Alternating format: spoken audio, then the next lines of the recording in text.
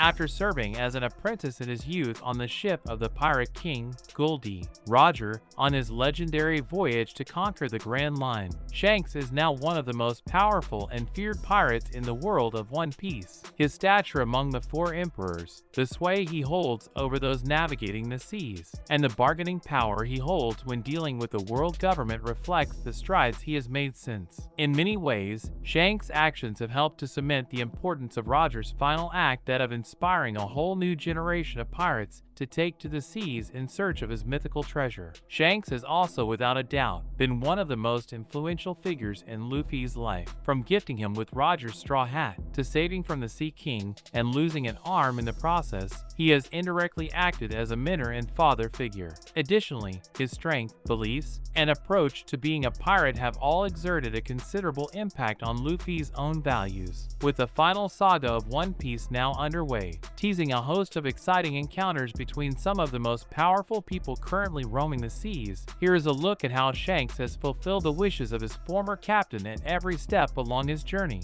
A master of hockey. Even though fans were only treated to a glimpse of Shanks' combat prowess in Chapter 1079, he has long been rumored to be one of the most proficient swordsmen and exponents of all three forms of hockey in the world. Prior to losing his arm, Shanks was often described as a rival to Dracula Mihawk, the strongest swordsman in the world. The two often engaged in earth-shattering duels to best one another and push their own limits. However, this ended with the incident that cost Shanks his left arm. Nevertheless, the clash between the Kid Pirates and Shanks' own fleet on Elbaf is a testament to his incredible power, where he almost single-handedly wiped out an immensely powerful crew with just one attack. This fight provided some insight into his mastery of future sight, which far exceeds that of Luffy or Katakuri, where Shanks could see far into the future and discern Kid's course of attack with his railgun in virtually no time. In response, he leaped from the seashore onto Eustace Kid's flagship, the Victoria Punk, in a single bound. Simultaneously, Shanks unleashed a Conqueror's hockey-infused slash using his sword Griffin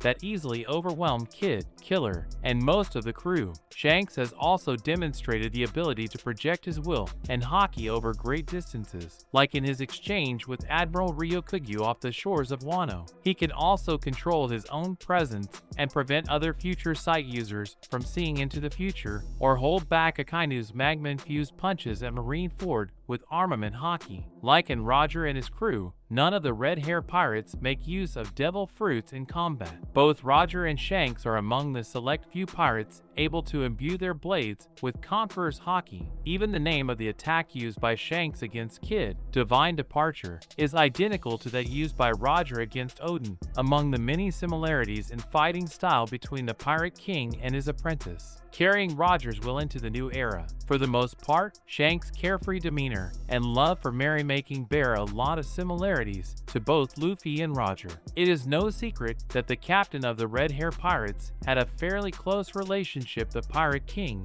who gifted him Luffy's straw hat back when he was only a young boy. Having been found at God Valley back when he was only an infant, Shanks had close bonds with most of the Roger Pirates crew throughout his childhood. Despite not being able to accompany him to Laugh Tale, as he had to take care of an ailing buggy, Shanks was brought to tears on witnessing Roger's execution at Low Town, where he set the great age of pirates into motion with his last words. In turn, Shanks has embodied many of Roger's own values throughout his actions, such as his strong dedication to his friends and allies. A pacifist by nature and astute in his use of diplomatic negotiation, Shanks seldom seeks out conflict and is often the one bringing battles to an end, playing the role of a mediator as seen in his actions at Marineford. However, he is not one to back down from a fight when challenged, and has displayed a ruthless side when forced to take up arms against those threatening his friends, much like Roger himself. Additionally, he is one of the few pirates to have earned the respect of Sengoku, Garp, and the Five Elders, which can be seen in how he was able to summon war to a close without a single blow,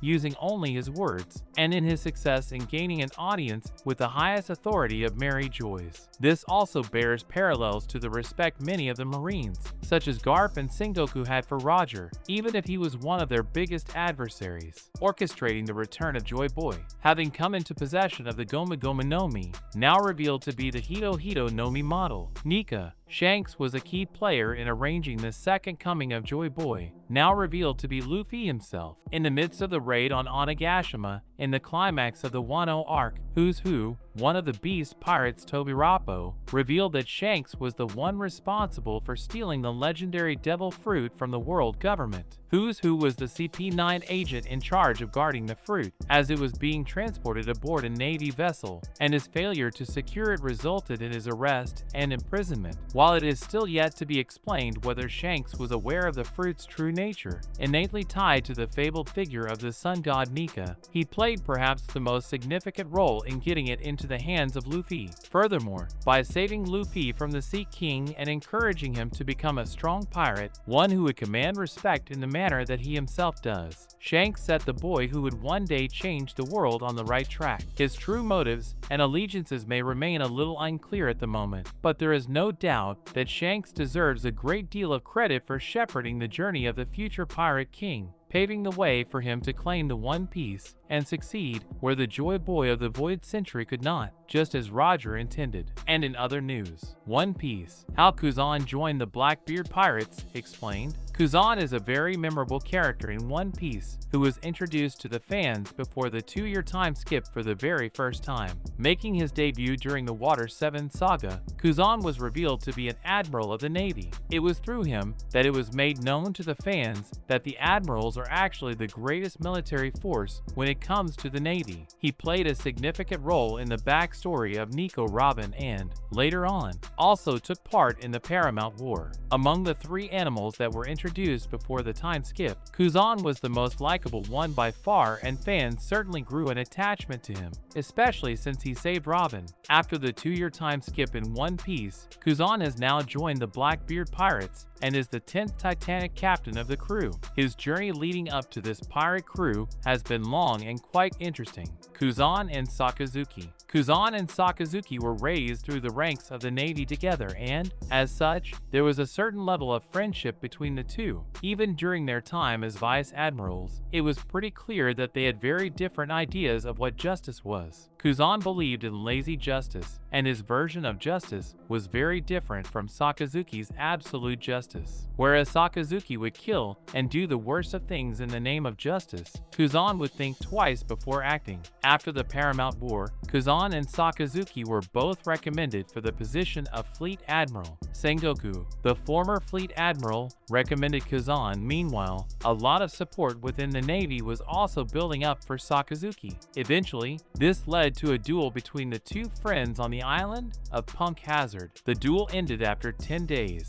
and 10 nights of fighting, and Sakazuki was declared the winner. Kuzan ended up leaving the Navy, and eventually, he found his way to the Blackbeard Pirates. Although fans knew that he had joined the crew, his position on the group was made known only recently, and in the latest chapter, fans got a proper idea of how he ended up joining them. How Kuzan joined Blackbeard. Around a year after the conclusion of the Paramount War, Kuzan was seen drinking in desolation on an island. There, the Blackbeard Pirates attacked him, and this was likely done because they wanted his devil fruit. It is no surprise that this group was hunting for powerful devil fruits, and Kuzan's Hii no Mi, a Logia type of devil fruit that allows one to become ice and produce and manipulate it at will, is certainly a very special fruit. To nobody's surprise, he ended up defeating them within a matter of seconds and froze all of them. When Blackbeard heard of this, he immediately went to Kuzan and asked him to unfreeze his crewmates. While most fans expected a fight to break out, the two ended up drinking together and grew very fond of each other. It was there that Kuzan revealed to Blackbeard that he actually doesn't hate him all that much. What's more, the two discussed the ideas of Road Poneglyphs as well as the fight with Sakazuki as well. Shortly after,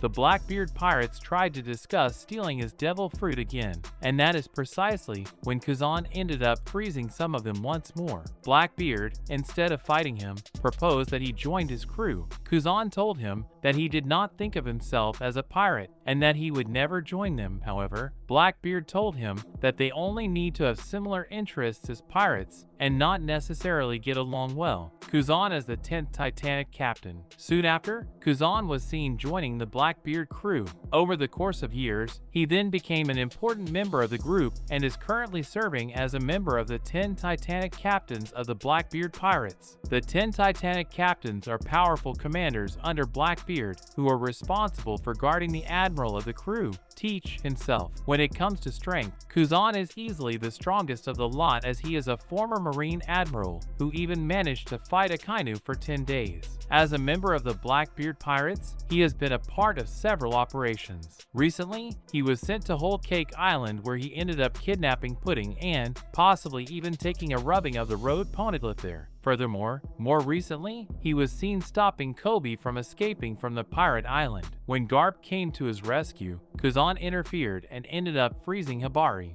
As such, Garp engaged in a fight with him. It was revealed to the fans that Kuzan was his very first student, and now, fans are waiting to enjoy a fight between the master and the disciple. It goes without saying that Garp is deeply saddened by the thought of him becoming a pirate. However, he won't go easy on him, and this fight will be very interesting for fans to witness both from a fighting point of view as well as for the characters of Garp and Kuzan, as there are interesting dynamics to explore there. That's a wrap for this video. Don't forget to like this video and subscribe to our channel. We'll be back with more amazing videos very soon.